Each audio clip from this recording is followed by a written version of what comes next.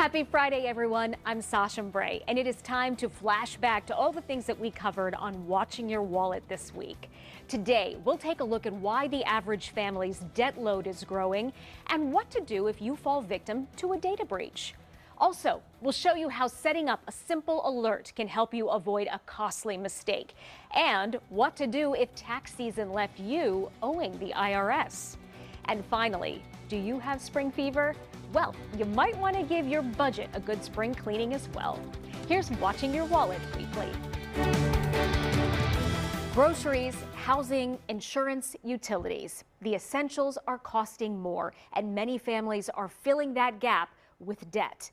Motley Fool Money found that the average U.S. family carries more than $26,000 in mortgage debt and $6,523 in credit card debt.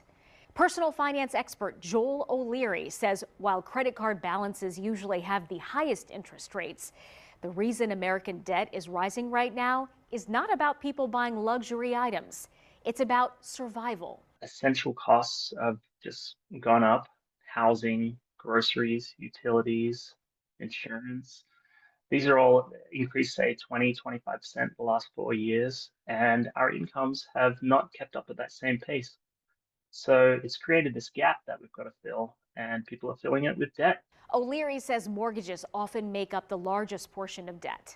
Shopping around for insurance is something that a lot of people overlook because it could be bundled with their mortgage payments. But shopping around can actually get you a cheaper rate for the same policy. So that's something I encourage everyone to do every year or so. Refinancing could be an option in 2026. People's credit scores could have improved since they got their first mortgage. He says refinancing could lead to cheaper rates, which will save you money on your monthly payments. But overall, if you have multiple debts, O'Leary suggests taking a moment to list them all in one place and then schedule at least all of the minimum payments so you never miss a deadline. And then try to pick one to tackle with any extra money that you can afford to pay it down.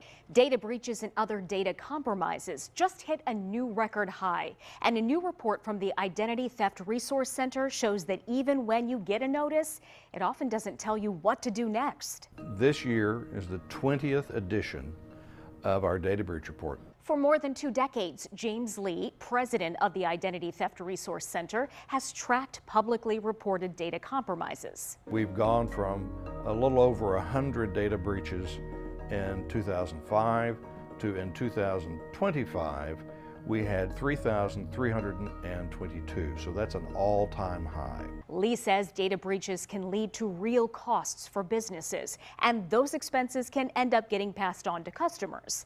The ITRC found that 81% of small businesses reported a cyber attack, data breach, or both last year.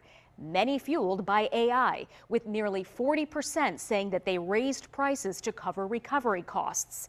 But Lee says the most troubling finding is a continued downward trend in transparency when companies notify people about those breaches. There's no information in most notices about what happened, how it happened, what information was exposed or compromised, what actions being taken to make sure it never happens again. Still, Lee says there is one encouraging sign. People are reading the notices and thinking ahead. We had absolute zero number of people say they did not read that data breach notice that they received. That was a shock to me. And more shocking was they said they looked for what might happen after they received it. So what can you do if you get one of those notices? First of all, save it and do not click links or share information with someone who reaches out claiming to help. If you think your information was exposed, consider freezing your credit to stop any new accounts from being opened in your name. Also, always use unique passwords for your accounts so that one breach does not unlock everything, and turn on multi-factor authentication whenever available. It can happen to anyone. A payment that you forgot to track hits your account and suddenly you're overdrawn. Most financial institutions, banks, and credit unions will let you set up alerts in their mobile apps. These customizable alerts will let you know about certain activities, like large transactions or even unusual activity. So that will give you peace of mind and knowing that, hey, I'm aware of what's coming out of my account. And if you did not make that purchase, you can go back and contact your financial institution to make sure that you understand where that charge is coming from. Cherry Dale is Vice President of Financial Education at Virginia Credit Union. She says you can also set up alerts to notify you about a low balance and any direct deposits. Maybe you need to move some money so you don't overdraw your account. You can set up alerts just to make yourself aware of what's going on. And then you can also have the opportunity to transfer money if you can from savings to checking to cover certain bills. Dale says you can usually go to your account settings and look for a section like alerts or notifications to set up these alerts. And a reminder, you want to be cautious about fake bank messages. Legitimate banks will not ask for your personal information through unexpected links or messages.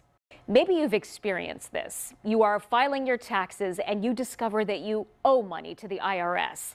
Maybe it's the amount that you owe or the fact that you need to pay it by a deadline. I think it's a very common problem. Oftentimes people underestimate how much they're going to owe, and so they have a tough time coming up with it by tax day. John Kiernan is managing editor at WalletHub, and he says if you're in that situation, the first step is still to file your return on time. Pay as much as you can, even if you can't pay it all. If you can't pay and you think you might just need a month because of some cash flow issues or whatever, you should file your return and then wait for a bill. You'll probably get that in around 30 days, and you'll have to pay a small fee for not paying on time, but it won't be that much, and a little bit of interest, but it'll still be manageable. If you need more time, Kiernan says you can look into options through the IRS, including requesting up to a 180-day extension to pay. And that'll also have a small fee and some interest, but it kind of pales into comparison to what you might have to pay otherwise. Another option is an installment agreement, which lets you pay over time. But Kiernan says what you don't want to do is ignore the bill or put it off indefinitely, because the IRS has a long memory and they will come after you with the penalties. Also, it may be worth double checking your tax withholdings so that you're less likely to end up in the same spot next tax season. We often use this time of year to clean up our houses, so why not clean up our budgets too? Spring is a great time to reevaluate where you are with your money and declutter your finances. Take a look at all of the different subscriptions that you have, whether it's cable, Amazon, any type of subscriptions that you have, and make sure that you're utilizing those. For the ones that you are not using, get those canceled. Financial educator Cherry Dale says this simple step can save you up to $50 a month, which really adds up over time. She says you also want to take a hard look at what is automatically deducted from your accounts every month, like electricity, water, or gas payments. Things that you've already set up to pay your bills, to make sure that everything's accurate, first of all, and that you're preparing financially for those things, making sure the cushion is there so you don't get an ACH charge because your account's overdrawn because something has automatically come out of that account. Dale says take this opportunity to also look at your debt load. Pull out your credit report and see what debts are listed, and then develop a plan to pay it all off, tackling either the smallest to largest debts or vice versa, because spring is a great time for a fresh start. With this Watching Your Wallet, I'm Sasha Bray.